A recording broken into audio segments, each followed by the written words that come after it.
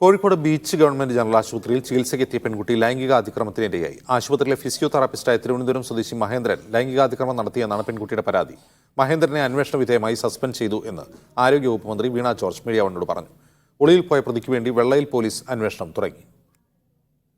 Kozhikode beach government ആശുപത്രിയിൽ കഴിഞ്ഞ ഒരു മാസത്തോളമായി ഫിസിയോതെറാപ്പി ഉൾപ്പെടെ ചികിത്സ തേടുന്ന പെൺകുട്ടിയാണ് ഫിസിയോതെറാപ്പിസ്റ്റിനെതിരെ പോലീസിൽ പരാതി നൽകിയത്.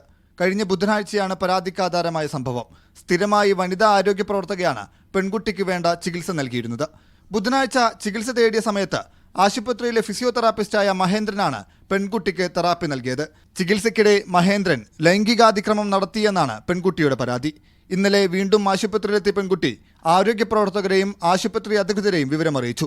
വെള്ളയിൽ പോലീസ് സ്റ്റേഷനിലും പരാതി നൽകി. പരാതിയുടെ അടിസ്ഥാനത്തിൽ മഹേന്ദ്രനെ അന്വേഷണ വിധേയമായി സസ്പെൻഡ് ചെയ്തതായി ആരോഗ്യവകുപ്പ് മന്ത്രി വീണ ജോർജ് പറഞ്ഞു.